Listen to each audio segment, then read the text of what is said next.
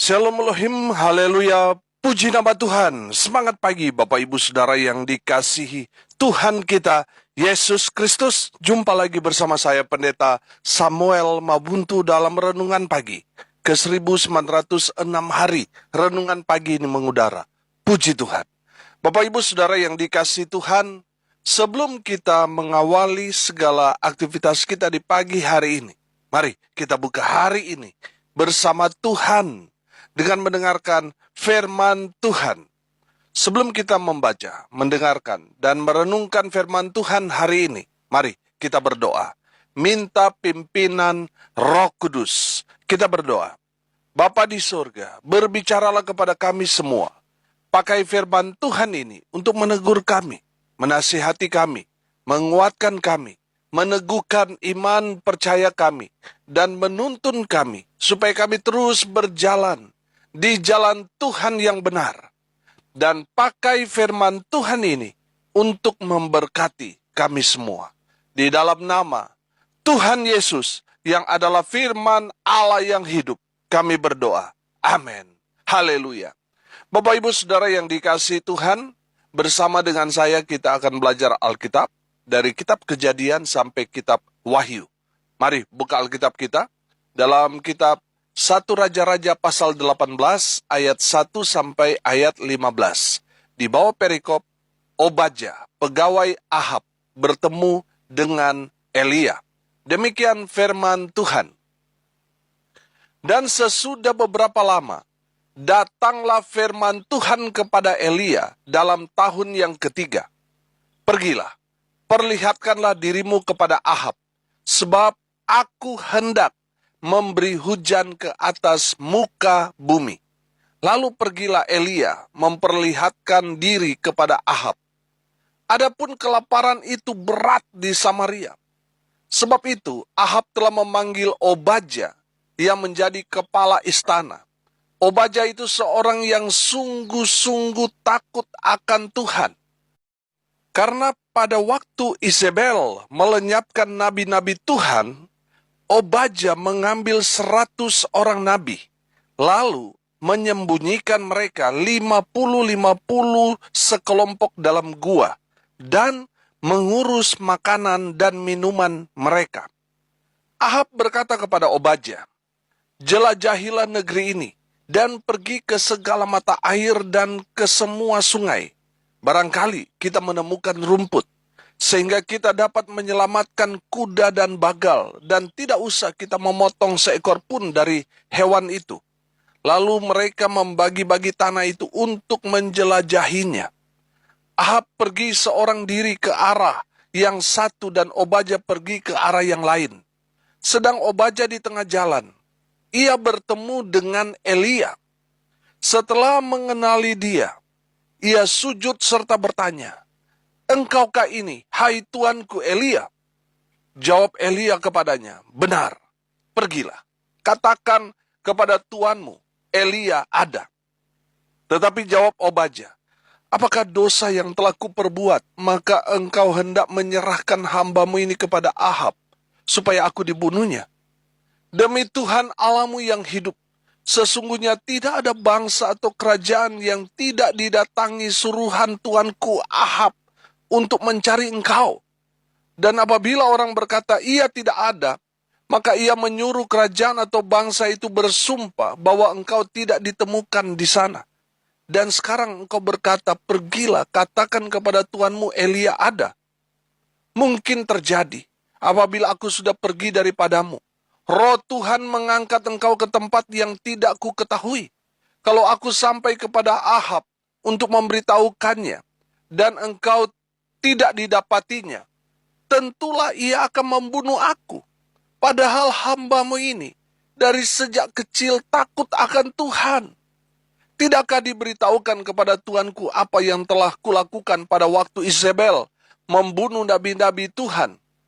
Bagaimana aku menyembunyikan 100 orang nabi-nabi Tuhan dalam gua, 50-50 sekelompok, dan mengurus makanan dan minuman mereka? Dan sekarang mengapa engkau ini berkata, pergilah, katakan kepada tuanmu Elia ada. Ia pasti akan membunuh aku. Jawab Elia, Demi Tuhan semesta alam yang hidup, yang kulayani, sesungguhnya hari ini juga aku akan memperlihatkan diri kepadanya. Amin. Haleluya. Bapak Ibu Saudara yang dikasihi Tuhan, konteks kebenaran firman Tuhan ini ketika Tuhan berfirman kepada Nabi Elia untuk pergi berjumpa dengan Ahab, Raja Israel. Karena sudah waktunya hujan turun atas Israel. Kemarau panjang yang menimpa Israel saat itu sangat memprihatinkan bangsa Israel. Bangsa Israel sangat-sangat menderita kelaparan, haus, dan segala macam. Bangsa Israel mengalami kemarau panjang karena Ahab, Raja Israel, melakukan kesalahan. Apa kesalahan Raja Ahab? Dia menyembah yang bukan Allah Israel. Ahab malah membangun mezbah para Baal dan membuat patung-patung Asyera untuk disembah bangsa Israel. Perbuatan Ahab Raja Israel itu dan istrinya yaitu Isabel yang membunuh nabi-nabi di Israel itu menyakiti hati Tuhan. Dan sebagai murka Tuhan malah petaka menimpa Israel. Mereka mengalami kemarau panjang selama 3,5 tahun, tidak turun hujan. Dan tibalah waktunya Tuhan akan menurunkan hujan atas Israel. Makanya Tuhan memerintahkan Nabi Elia untuk pergi menghadap Ahab, untuk mengatakan bahwa Tuhan akan menurunkan hujan atas Israel. Bapak Ibu Saudara yang dikasihi Tuhan, dari kebenaran firman Tuhan ini kita dapat melihat bahwa semua ada waktu Tuhan. Amin. Ada musim kemarau, ada juga musim hujan. Saudara dengar ini baik. Kalau masalahmu saat ini begitu berat, begitu panjang saudara mengalami penderitaan, tenang. Ada waktunya Tuhan akan memulihkan keadaan kita. Tuhan akan mengangkat semua beban, masalah, persoalan saudara. Ada waktunya saudara. Seperti ada waktu siang, malam, hujan, panas. Semua ada waktunya. Amin. Saudara, menarik dalam kebenaran firman Tuhan ini. Di dalam kerajaan Ahab yang jahat dan kejam itu, ada seseorang yang hidup takut akan Tuhan di dalam istana Raja Ahab. Dan saya melihat dia adalah orang kepercayaan Ahab. Makanya dia diberikan posisi sebagai kepala istana. Dia adalah Obadya. Saudara yang dikasihi Tuhan, Tuhan menaruh Obadya dalam pemerintahan Ahab yang kejam itu, yang jahat itu. Dengar ini baik-baik. Mungkin saudara hanya seorang diri di tempat tinggal saudara yang percaya Tuhan Yesus. Mungkin di tempat saudara bekerja hanya saudara yang Kristen satu-satunya. Dalam komunitas juga sama. Saudara, saya percaya itu bukan kebetulan saudara ada di tempat itu. Sengaja Tuhan taruh saudara ada di tempat itu.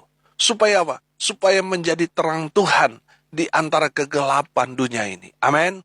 Tujuan Tuhan supaya saudara betul-betul memancarkan terang kasih Tuhan di tengah-tengah orang-orang yang tidak percaya Tuhan. Haleluya. Saudara yang dikasihi Tuhan, hari ini kita khusus belajar dari Obadya, staf dari Raja Ahab yang memiliki jabatan yang luar biasa. Kepala istana Israel. Haleluya. Mari kita belajar dari kehidupan seorang Obadya. Yang pertama, Obadya seorang yang sungguh-sungguh takut akan Tuhan. Amin. Saudara, lihat di ayat 3b di sana. Dikatakan Obadya itu seorang yang sungguh-sungguh takut akan Tuhan. Saudara, kenapa kebenaran firman Tuhan ini mencatat sungguh-sungguh takut akan Tuhan? Karena banyak orang betul dia hidup takut akan Tuhan, tapi sayang gak sungguh-sungguh. Itu masalahnya. Hanya karena dilihat, kelihatannya sungguh-sungguh. Tapi ketika atasannya tidak melihat pekerjaannya, dia mulai malas-malasan. Banyak kan orang-orang seperti itu. Saudara, Obaja adalah orang yang sungguh-sungguh takut akan Tuhan. Amin. Haleluya. Saudara yang dikasihi Tuhan, hari Minggu kemarin saya sharing dalam ibadah tentang hidup takut akan Tuhan. Seperti apa hidup takut akan Tuhan? Kita belajar dari kebenaran firman Tuhan bahwa hidup takut akan Tuhan itu berarti kita hidup takut berbuat dosa, taat pada firman Tuhan, dan beribadah kepada Tuhan dengan cara yang benar. Kalau kita belajar dari kebenaran firman Tuhan, itu definisi hidup takut akan Tuhan. Dan kemarin saya menemukan satu kebenaran firman yang memberkati saya.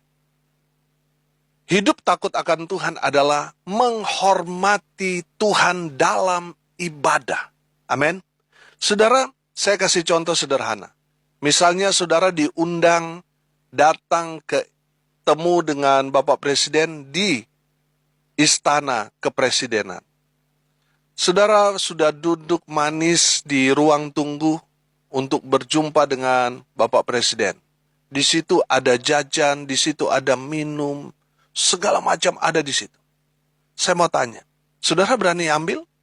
Sebelum diperintahkan, saudara bisa ngambil nggak seenak saudara? Saudara bisa nggak angkat kaki di saat saudara duduk, saudara merokok dan sebagainya? Saya mau tanya, berani saudara lakukan itu? Pasti saudara nggak berani. Kenapa? Karena saudara ada rasa takut, ada rasa hormat di dalam hati saudara. Karena saudara belum mendapat perintah untuk silakan ambil jajan, silakan minum. Sehingga saudara walaupun sudah haus, sudah lapar, saudara akan menahan diri sebagai bentuk penghormatan saudara kepada Bapak Presiden. Saudara, saya menemukan hidup takut akan Tuhan juga itu seperti itu. Rasa hormat kita kepada Tuhan dalam ibadah. Nah, kalau saudara lagi ngomong sama Bapak Presiden, terus saudara ngantuk, saudara ngawur, makan nggak sopan, cara duduk saudara nggak sopan, itu kan tidak berkenan di hadapan Bapak Presiden. Terlebih lagi di hadapan Tuhan. Amin. Saudara, di hadapan Tuhan berarti kita harus bersikap hormat. Di saat firman Tuhan disampaikan, sedapat mungkin kita duduk diam, dengar dengan baik, sopan, dan tertib. Saudara yang dikasihi Tuhan, dari kebenaran firman Tuhan itu saya menemukan satu hal yang luar biasa.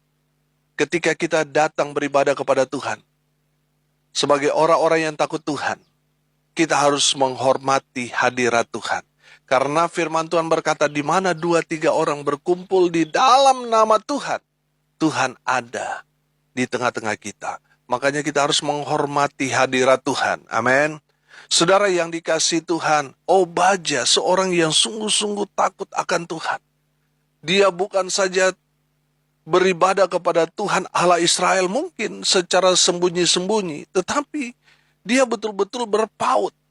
Dia betul-betul dekat dengan Tuhan. Makanya firman Tuhan ini katakan, dia sungguh-sungguh takut akan Tuhan. Haleluya.